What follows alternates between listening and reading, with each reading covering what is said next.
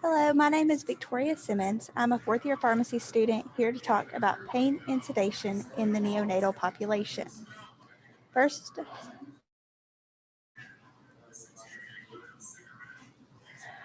first, I want to explain why we care about pain and sedation in this population.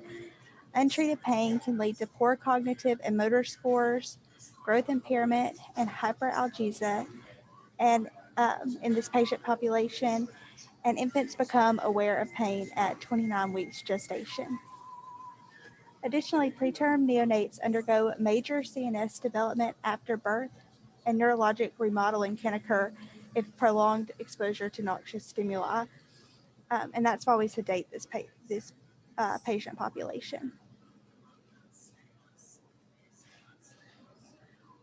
Pain can be assessed via several scales listed below and are evaluated based on behavioral and physiologic indicators. It's important to note that the train of four for neuromuscular blocking agents isn't used in this population, mainly due to the size of the neonate and the fragility of the neonate. Sedation can be measured by the impasse scale, which is what we use at Huntsville Hospital and can be seen on the next slide. So here's an example of the impasse scale used for sedation.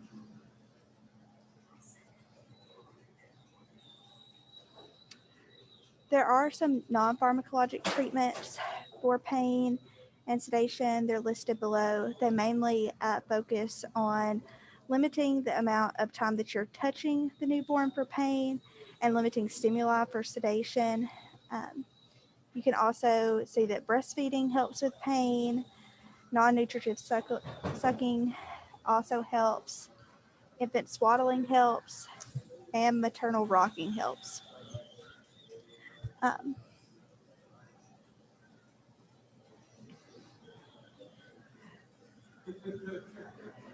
Next, I'm going to talk about the pharmacologic treatments. So for pain, we can use non-opioids, local anesthetics, and opioids. For paralysis, we can use neuromuscular blocking agents. And for sedation, we can use GABA modulators, alpha agonist, and NMDA antagonist.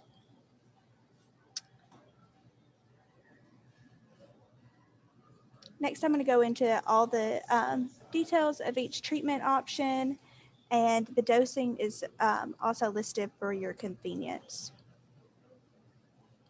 So starting with our non-opioids, sucrose is one of our options. It's useful in minor procedures such as PICC insertions, lumbar puncture, any type of heel lancing, and then our retinopathy at prematurity screening. It's thought to release natural endorphins that act on opiate receptors. It's important to note that it must be given orally because it must make contact with the taste buds in order to be effective. Another option is acetaminophen. It's useful in minor procedures and birth-related injuries, but it should not be used alone for severe pain. The preferred method of administering acetaminophen is through oral administration. Moving on to our local anesthetics, lidocaine and lidoprilicaine are options for using local anesthetics. They're useful in procedure-related pain, but aren't great for procedures such as heel sticks or PICC insertions. They're given either topically or intramuscularly and can be buffered because they are acidic and can cause some burning cessation. Next, we have our opioids. So we're going to start with morphine, which is a potent mu opioid receptor agonist. It is associated with higher death rates and other complications in the neonate population compared to placebo. It is interesting that in neonates, there's a shift to morphine 3 glucuronide, which is an opioid antagonist, instead of the morphine 6 glucuronide that's seen in adults, which is an active ingredient that can cause toxic effects in adults. Next, we have fentanyl, which is a synthetic mu receptor agonist. It has a quicker onset of action, and there's less GI motility effects and less cardiovascular effects compared to morphine. It also can decrease pulmonary vascular resistance, makes it really good for this population due to its cardiovascular effects. It's good for hypovolemia and hemodynamically unstable patients and those with congenital heart disease. Additionally, the decreased pulmonary vascular resistance is great for patients with persistent pulmonary hypertension in neonates and cardiac surgery.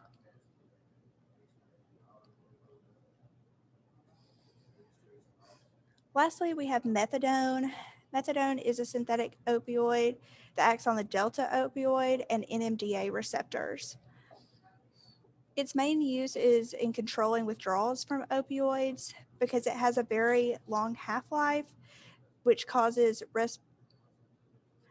respiratory depression and can persist longer than the pain relief, which can be very harmful in these patients.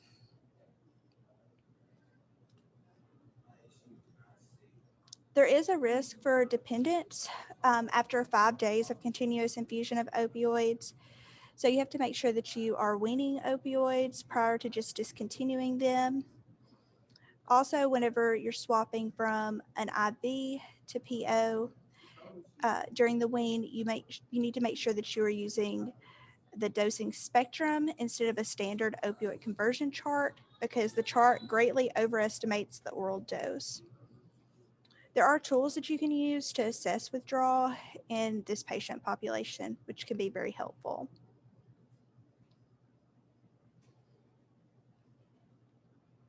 If there is too much opioids accumulated in a neonate, you can use naloxone. It's a competitive mu receptor antagonist. It's used to reverse chest wall rigidity that can be seen in fentanyl when it's administered too quickly. But it's not routinely used to reverse opioids passed from mother just because it can increase the risk for withdrawal.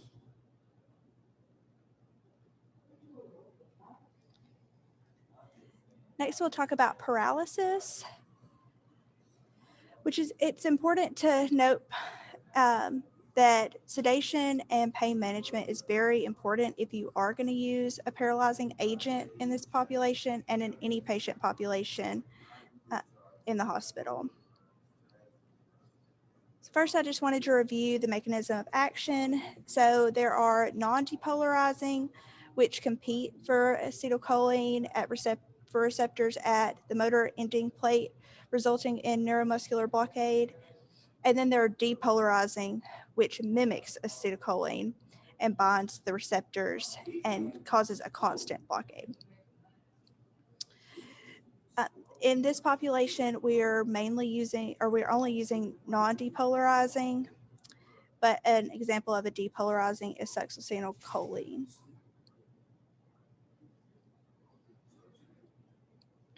So first we have vetcuronium.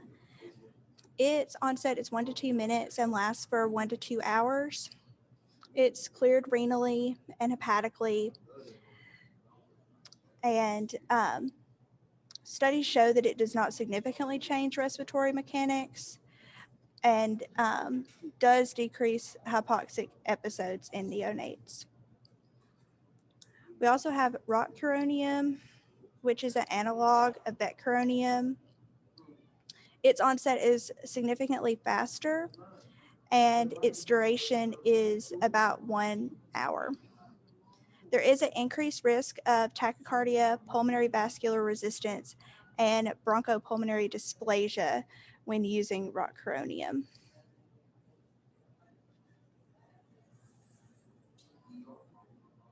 Next, we have atracurium. Its onset is about 1 minute. It's metabolized via Hoffman elimination, which bypasses liver and kidney metabolism, so it works on its own independent system. Of note, though, it is dependent on pH and temperature. So if those variables are altered through hypothermia or acidosis, elimination may be reduced. Adverse effects include histamine release, which causes hypotension, tachycardia, bronchospasms, erythema, and rash. And there's also a formation of lidanosine, which can cause seizures. Lidanosine is a metabolite produced by Hoffman elimination, and it is hepatically and renally eliminated, which may be problematic in those neonates that have hepatic and renal dysfunction. Lastly, we have cisatracurium, which is a derivative of atracurium. Its half-life is 22 minutes, and it's about 4 times as potent as atracurium, but with minimal histamine release. It undergoes Hoffman degradation, which also occurs without assistance from the liver or kidney, and it results in less lidanosine accumulation opposed to atracurium. It also has a shorter recovery time. Now moving on to sedation. First, we have our GABA modulators. So we have phenobarbital, which is a barbiturate. It can be used in combination with opioids for pain, but there's limited efficacy for analgesia in this patient population. Next, we have our benzodiazepines. So you have midazolam, which is short-acting. It lasts for about 2 to 6 hours. It is rapidly cleared and metabolized by the liver. And then you also have lorazepam, which is a longer acting. It lasts for 3 to 24 hours and is useful mainly in those who are unresponsive to phenobarbital for seizures and sedation. We also have propofol, which is short acting, and it's a lipophilic anesthetic. Unfortunately, research is lacking in neonates, but it can reduce intubation times, increase oxygen saturation, and involve less trauma when using propofol. Strict monitoring is needed in this patient population because clearance is related to gestational age, corrected gestational age, dosing strategies, and concurrent medications. And if the patient has cardiomyopathy, that can also affect its clearance. So if you're going to use propofol in a neonate, there needs to be strict monitoring due to all of these side effects. Next, I wanted to talk about benzodiazepine reversal, just in case you have too much benzodiazepine accumulating. And that agent is flamazanil. It competitively inhibits GABA benzodiazepine receptor complex. And it's important that sedation can be resumed 20 to 50 minutes after its administration. Next, we have alpha agonist. The first one is dexmedetomidine, and it has sedative properties and can shorten the duration for mechanical ventilation and needs less adjunctive sedation, and there are less instances of sepsis.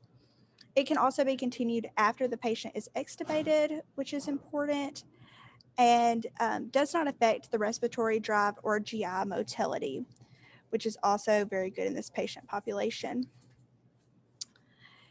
It is metabolized hepatically and is highly protein bound, and some of the adverse effects include hypotension and bradycardia. It is important to know that neonates require lower doses than pediatric patients due to the liver taking longer to metabolize, there being lower albumin, and a large volume of distribution.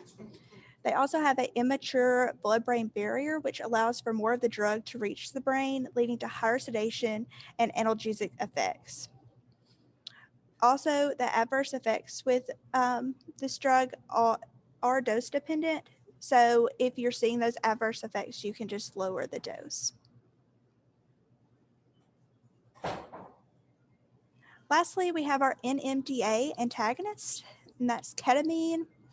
It has sedative and analgesic properties, does not affect cerebral blood flow, but can cause bronchodilation, increased blood pressure, increased heart rate, apnea, hypoxemia, and laryngospasms.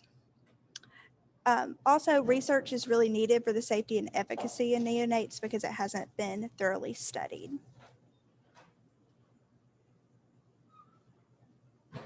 Lastly, I wanted to wrap up this presentation with some conditions that can affect pharmacokinetics in this patient population. So first, some of our patients have to be placed under hypothermia. This reduces your cardiac output and decreases blood flow to kidneys, liver, and the extremities, which reduces volume of distribution and clearance of drugs. The pH must be corrected for temperatures to determine the true volume of distribution, and lipid solubility is also lowered. Additionally, infections can cause CYP enzymes to be downregulated because of the inflammation, and the clearance of hepatically cleared drugs can be reduced. So some of these medications I've talked about today can actually be, the concentration can be increased under either one of these conditions, such as morphine, fentanyl, midazolam, phenobarbital, and vecuronium. So you just need to keep that in mind if you're using any of these agents while also inducing hypothermia or the patient is fighting infections. It's also important to remember that to keep in mind that these drugs may shift whenever the patient is rewarmed, so you may have to adjust your dosing and timing for doses. Thank you so much for listening to this presentation, and I hope you found it beneficial.